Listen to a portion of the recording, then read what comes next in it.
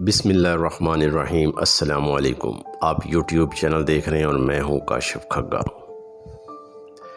زرقانی شرح موطا امام مالک رحمۃ اللہ علیہ کی کتاب میں ایک بڑا عجیب واقعہ لکھا ہے کہ مدینہ منورہ کے گرد و نواح میں ایک ڈیرے پر ایک عورت فوت ہو جاتی ہے تو دوسری اسے غسل دینے لگی۔ جو غسل دے رہی تھی، جب اس کا ہاتھ مری ہوئی عورت کی ران پر پہنچا تو اس کی زبان سے نکل گیا کہ میری بہنوں جو 2-4 ساتھ بیٹھی ہوئی تھیں، ان کو کہنے لگی کہ یہ جو عورت آج مر گئی ہے، اس کے تو فلاں آدمی کے ساتھ خراب تعلقات تھے۔ غسل دینے والی عورت نے جب یہ کہا تو قدرت کی طرف سے گرفت آ گئی اور اس کا ہاتھ ران پر چمٹ گیا۔ جتنا کھینچتی وہ جدا نہیں ہوتا، زور لگاتی ہے مگر ران اس کے ساتھ ہی آتی ہے۔ دیر لگ گئی، میت کے ورثہ کہنے لگے بی بی جلدی غسل دو، شام ہونے والی ہے، ہم کو جنازہ پڑھا کر اس کو دفنانا بھی ہے۔ وہ کہنے لگی کہ میں تو تمہارے مردے کو چھوڑتی ہوں مگر مردہ مجھے نہیں چھوڑ رہا۔ رات پڑ گئی مگر ہاتھ یوں ہی چمٹا رہا، دن آ گیا پھر ہاتھ چمٹا رہا۔ اب مشکل بنی تو اس کے ورثہ علماء کے پاس گئے۔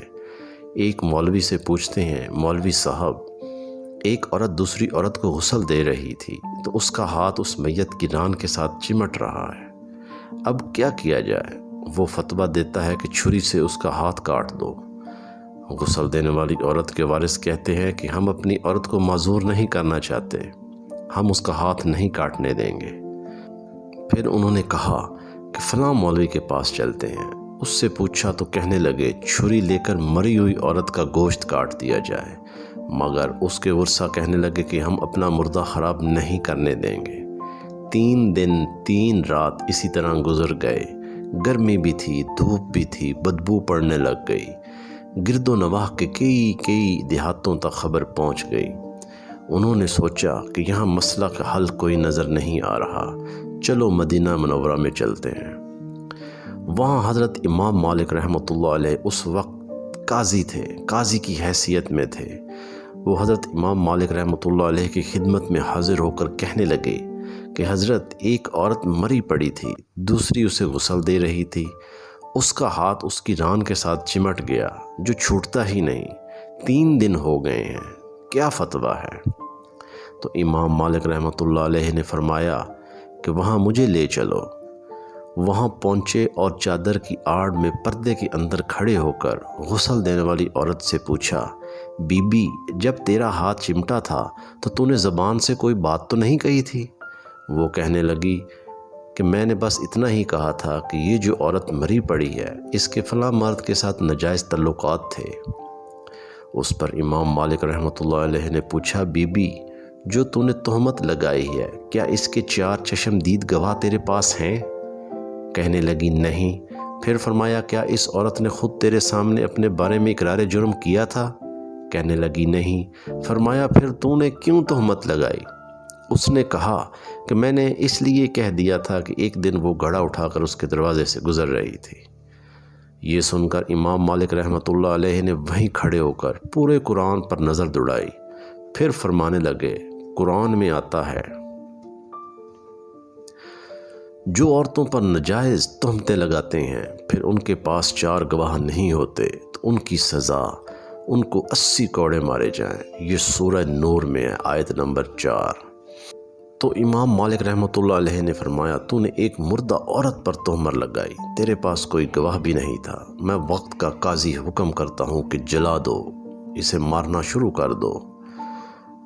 اسے مارنا شروع کر دیا، وہ کوڑے مارے جا رہے تھے، 70 کوڑے مارے مگر ہاتھ یوں ہی چمٹا رہا، 75 کوڑے مارے مگر ہاتھ نہ چھوٹا، 79 کوڑے مارے تب بھی ہاتھ نہ چھوٹا، جب 80واں کوڑا لگا تو اس کا ہاتھ خود بخود چھوٹ گیا۔ تو میرے بھائیوں اور دوستو، یہ ہوتا ہے تہمت لگانے کا سزا جو اللہ تعالیٰ نے قرآن میں بیان فرمائی ہے۔ لیکن آج کل ہم تو ایسے ہی ایک دوسرے پہ تہمت، غیبت اور بہتان لگاتے پھرتے ہیں، نہ ہمارے پاس کوئی گواہ ہوتا ہے، نہ ہم نے کبھی اس کو دیکھا ہوتا ہے، بس کسی نے بات کہی، مان لی اور آگے پہنچا دی۔ میرے بھائیوں اور دوستو، کبھی ہم اس چیز پر غور کریں کہ آج کل ہمارے ارد گرد، ہمارے معاشرے میں سب سے بڑا اور تیزی سے پھیلتا ہوا گناہ غیبت ہے، جو ہم ہر وقت ایک دوسرے کی غیبت کرتے ہیں، بہتان لگاتے ہیں۔ ایک دفعہ ایک صحابی رسول اللہ صلی اللہ علیہ وآلہ وسلم سے پوچھتے ہیں کہ یا رسول اللہ، اگر ہم کسی کے بارے میں کوئی بات کہہ دیں جو اس میں ہو تو وہ بھی غیبت ہوگی؟ تو آپ صلی اللہ علیہ وآلہ وسلم نے ارشاد فرمایا، ہاں، اسی لیے تو وہ غیبت ہے کہ اس میں وہ بات تھی، اگر اس میں وہ بات نہ ہوتی تو وہ بہتان ہوتا، اور بہتان گناہ کبیرہ ہے۔ اللہ تعالیٰ سے دعا ہے کہ ہمیں غیبت سے، بہتان سے اور تہمت سے بچنا چاہیے۔ ہر وقت اس چیز کا خیال رکھنا چاہیے کہ ہم اس گناہ میں مبتلا نہ ہوں۔